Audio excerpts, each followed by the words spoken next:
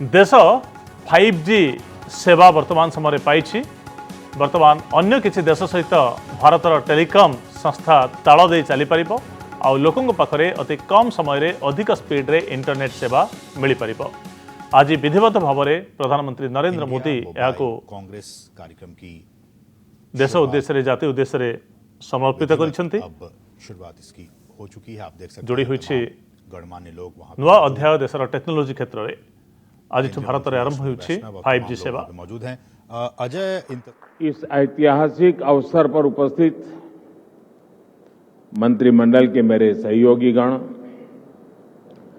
देश के उद्योग जगत के प्रतिनिधिगण, अन्य महानुभाव, देवी और सज्जनों, ये समिट तो ग्लोबल है लेकिन आवाज लोकल है।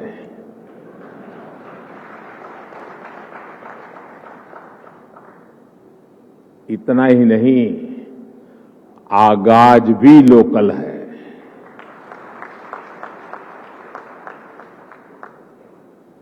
आज 21वीं सदी के विकसित होते भारत के सामर्थ्य का, उस सामर्थ्य को देखने का, उसके प्रदर्शन का एक विशेष दिवस है। आजादी के अमृत महोत्सव के इस ऐतिहासिक कालखंड में 1 अक्टूबर 2022 ये तारीख इतिहास में दर्ज होने वाली है।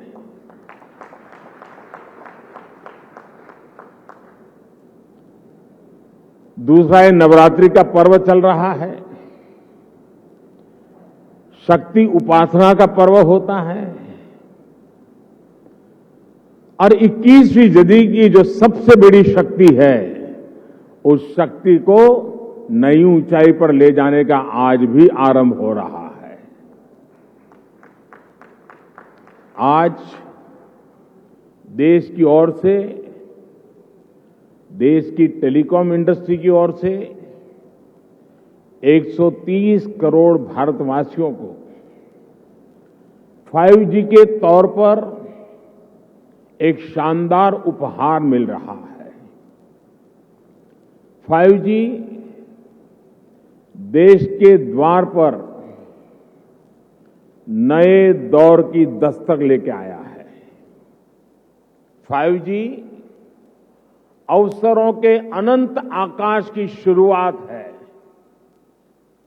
मैं प्रत्येक भारतवासी को इसके लिए बहुत बहुत बधाई देता हूं। साथियों, मैं गौरव से भरे इन क्षणों के साथ ही मुझे खुशी इस बात की भी है कि 5G की शुरुआत में ग्रामीण स्कूलों के बच्चे भी हमारे साथ सहभागी हैं, गांव भी सहभागी है, मजदूर गरीब भी सहभागी है। अभी मैं यूपी के ग्रामीण स्कूल की बेटी 5G होलोग्राम टेक्नोलॉजी के जरिए रूबरू हो रहा था। जब मैं 2012 के चुनाव में होलोग्राम लेकर के चुनाव प्रचार कर रहा था तो दुनिया के लिए अजूबा था। आज वो घर घर पहुंच रहा है। मैंने महसूस किया कि नई तकनीक उनके लिए किस तरह पढ़ाई के मायने बदलते जा रही है। इसी तरह गुजरात, महाराष्ट्र, ओडिशा के गांवों के सुदूर स्कूल तक 5G के जरिए बच्चे बड़े बड़े विशेषज्ञों के साथ क्लास में नई नई चीजें सीख रहे हैं। उनके साथ नए दौर की क्लास का हिस्सा बनना, ये वाकई बहुत रोमांचित करने वाला अनुभव है। साथियों, 5G को लेकर भारत के प्रयासों का एक और संदेश है, नया भारत। टेक्नोलॉजी का सिर्फ कंज्यूमर बनकर नहीं रहेगा, बल्कि भारत उस टेक्नोलॉजी के विकास में, उसके इम्प्लीमेंटेशन में बहुत बड़ी एक्टिव भूमिका निभाएगा।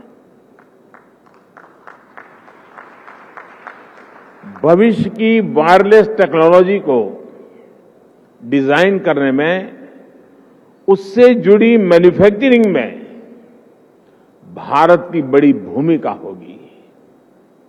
2G, 3G, 4G के समय भारत टेक्नोलॉजी के लिए दूसरे देशों पर निर्भर रहा,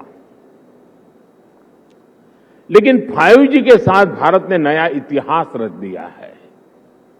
5G के साथ भारत पहली बार टेलीकॉम टेक्नोलॉजी में ग्लोबल स्टैंडर्ड तय कर रहा है। भारत लीड कर रहा है। आज इंटरनेट का इस्तेमाल करने वाला हर व्यक्ति इस बात को समझ रहा है कि 5G इंटरनेट का पूरा आर्किटेक्चर बदल कर रख देगा। इसलिए भारत के युवाओं के लिए आज 5G बहुत बड़ी अपॉर्चुनिटी लेकर आया है। मुझे खुशी है कि विकसित भारत का संकल्प लेकर आगे बढ़ रहा हमारा देश दुनिया के अन्य देशों के साथ किस तरह कदम से कदम मिलाकर चल रहा है। ये भारत की बहुत बड़ी सफलता है। डिजिटल इंडिया अभियान की बहुत बड़ी सफलता है। साथियों, जब हम डिजिटल इंडिया की बात करते हैं तो कुछ लोग समझते हैं कि ये सिर्फ सरकारी एक योजना है, लेकिन डिजिटल इंडिया सिर्फ एक नाम नहीं है। ये देश के विकास का बहुत बड़ा विजन है। इस विजन का लक्ष्य है उस टेक्नोलॉजी को आम लोगों तक पहुंचाना जो लोगों के लिए काम करे और लोगों के साथ जुड़कर काम करे। मुझे याद है जब मोबाइल सेक्टर से जुड़े इस विजन के लिए स्ट्रेटेजी बनाई जा रही थी तो मैंने कहा था कि हमारी अप्रोच टुकड़ों टुकड़ों में नहीं होनी चाहिए, बल्कि होलिस्टिक होनी चाहिए। डिजिटल इंडिया की सफलता के लिए जरूरी था कि वो इस सेक्टर के सभी आयामों को एक साथ कवर करे। इसलिए हमने 4 पिलर्स पर और 4 दिशाओं में एक साथ फोकस किया। पहला, डिवाइस की कीमत। दूसरा, डिजिटल कनेक्टिविटी। तीसरा, डेटा की कीमत। चौथा, और जो सबसे जरूरी है, डिजिटल फर्स्ट की सोच। साथियों, जब हम पहले पिलर की बात करते हैं, डिवाइस की कीमत की बात करते हैं, तो एक बात बहुत स्पष्ट है, डिवाइस की कीमत तभी कम हो सकती है जब हम आत्मनिर्भर हो। और आपको याद होगा, बहुत लोगों ने आत्मनिर्भर की मेरी बात की मजाक उड़ाई थी।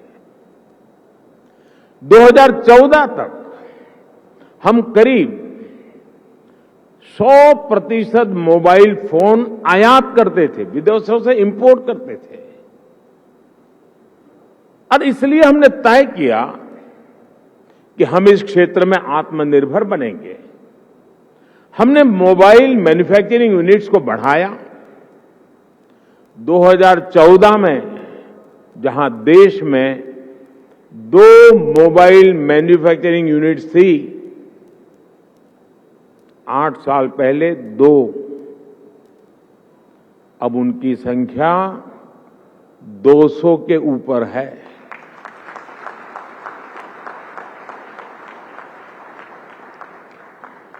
हमने भारत में मोबाइल फोन के उत्पादन को बढ़ाने के लिए इंसेंटिव दिए, प्राइवेट सेक्टर को प्रोत्साहित किया। आज इसी योजना का विस्तार आप पीएलआई स्कीम में भी देख रहे हैं। इन प्रयासों का नतीजा बहुत पॉजिटिव रहा। आज भारत मोबाइल फोन उत्पादन करने में दुनिया में नंबर 2 पर है। इतना ही नहीं, जो कल तक हम मोबाइल इंपोर्ट करते थे, आज हम मोबाइल एक्सपोर्ट कर रहे हैं, दुनिया को भेज रहे हैं। जरा सोचिए, 2014 में जीरो मोबाइल फोन निर्यात करने से लेकर आज हम हजारों करोड़ के मोबाइल फोन निर्यात करने वाले देश बन गए हैं, एक्सपोर्ट करने वाले देश बन चुके हैं। स्वाभाविक है, इन सारे प्रयासों का प्रभाव डिवाइस की कीमत पर पड़ा है। अब कम कीमत पर हमें ज्यादा फीचर्स भी मिलने लगे हैं। साथियों, डिवाइस कॉस्ट के बाद जो दूसरे पिलर पर हमने काम किया, वो है डिजिटल कनेक्टिविटी का। आप भी जानते हैं कि कम्युनिकेशन सेक्टर की असली ताकत कनेक्टिविटी में है। जितने ज्यादा लोग कनेक्ट होंगे, इस सेक्टर के लिए उतना अच्छा है। अगर हम ब्रॉडबैंड कनेक्टिविटी की बात करें तो 2014 में 6 करोड़ यूजर्स थे, आज इनकी संख्या बढ़कर 80 करोड़ से ज्यादा हो चुकी है। अगर हम इंटरनेट कनेक्शन की संख्या की बात करें तो 2014 में जहां 25 करोड़ इंटरनेट कनेक्शन थे, वहीं आज इसकी संख्या करीब करीब 85 करोड़ पहुंच रही है, 85 करोड़ पहुंच रही है। ये बात भी नोट करने वाली है कि आज शहरों में इंटरनेट यूजर्स की संख्या के मुकाबले हमारे ग्रामीण क्षेत्रों में इंटरनेट यूजर्स की संख्या तेजी से बढ़ रही है। और उसकी एक खास वजह है, 2014 में जहां देश में 100 से भी कम पंचायतों तक ऑप्टिकल फाइबर पहुंचा था, आज 1,70,000 से भी ज्यादा पंचायतों तक ऑप्टिकल फाइबर पहुंच चुका है। अब कहां 100 और कहां 1,70,000। जैसे सरकार ने घर घर बिजली पहुंचाने की मुहिम शुरू की, जैसे हर घर जल अभियान के जरिए हर किसी तक साफ पानी पहुंचाने के मिशन पर काम किया, जैसे उज्ज्वला योजना के जरिए गरीब से गरीब आदमी के घर में भी गैस सिलेंडर पहुंचाया, जैसे हमने करोड़ों की तादाद में लोग बैंक अकाउंट से वंचित थे, करोड़ों लोग जो बैंक से नहीं जुड़े थे, आजादी के इतने साल के बाद जनधन अकाउंट के द्वारा हिंदुस्तान के नागरिकों को बैंक के साथ जोड़ दिया। वैसे ही हमारी सरकार इंटरनेट फॉर ऑल के लक्ष्य पर काम कर रही है। साथियों, डिजिटल कनेक्टिविटी बढ़ने के साथ ही डेटा की कीमत भी उतनी अहम हो जाती है। ये डिजिटल इंडिया का तीसरा पिलर था, जिस पर हमने पूरी शक्ति से काम किया। हमने टेलीकॉम सेक्टर के रास्ते में आने वाली तमाम अड़चनों को हटाया। पहले विजन की कमी और पारदर्शिता के अभाव में टेलीकॉम सेक्टर को तमाम मुश्किलों का सामना करना पड़ता था। आप परिचित हैं कि कैसे हमने 4G तकनीक के विस्तार के लिए पॉलिसी सपोर्ट दिया। इससे डेटा की कीमत में भारी कमी आई और देश में डेटा क्रांति का जन्म हुआ। देखते ही देखते ये तीनों फैक्टर डिवाइस की कीमत, डिजिटल कनेक्टिविटी और डेटा की कीमत, इसका मल्टीप्लायर इफेक्ट हर तरफ नजर आने लगा। लेकिन साथियों, इन सबके साथ एक और महत्वपूर्ण काम हुआ। देश में डिजिटल फर्स्ट की सोच विकसित हुई।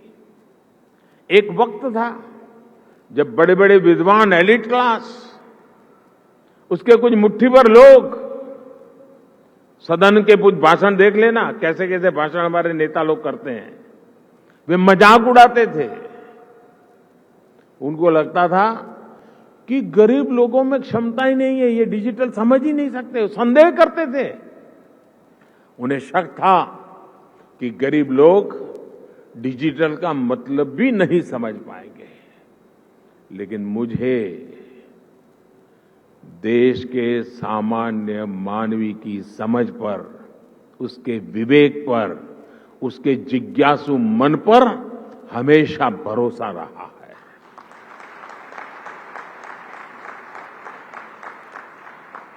मैंने देखा है कि भारत का गरीब से गरीब व्यक्ति भी नई तकनीकों को अपनाने में आगे रहता है। और मैं एक छोटा अनुभव बताता हूं। शायद ये 2007-8 का कालखंड होगा या 9-10 का, मुझे याद नहीं है। मैं गुजरात में मुख्यमंत्री रहा, लेकिन एक क्षेत्र ऐसा था जहां मैं कभी गया नहीं था और बहुत ही ट्राइबल इलाके में, बहुत ही पिछड़ा। मैं, हमारे सरकार के अधिकारियों ने भी मुझे एक बार वहां कार्यक्रम करना ही करना है, मुझे जाना है। तो वो इलाका ऐसा था, कोई बड़ा प्रोजेक्ट की संभावना नहीं थी, फॉरेस्ट लैंड थी, कोई संभावना हो रही थी। तो आखिर में एक चिलिंग सेंटर, दूध का चिलिंग सेंटर, वो भी 25 लाख रुपए का। मैंने कहा भले वो 25 लाख का होगा, 25,000 का होगा, मैं खुद उद्घाटन करूंगा। अब लोगों को लगता है ना, चीफ मिनिस्टर को इससे नीचे तो करना नहीं चाहिए, लेकिन मुझे ऐसा कुछ होता नहीं है। तो मैं उस गांव में गया। अच्छा, वहां में एक पब्लिक मीटिंग करने के लिए भी जगह नहीं थी, तो वहां से 4 किलोमीटर दूर एक स्कूल का छोटा सा मैदान था, वहां पब्लिक मीटिंग ऑर्गेनाइज की। लेकिन जब वो चिलिंग सेंटर पे गया मैं, तो आदिवासी माताएं बहनें दूध भरने के लिए कतार में खड़ी थी।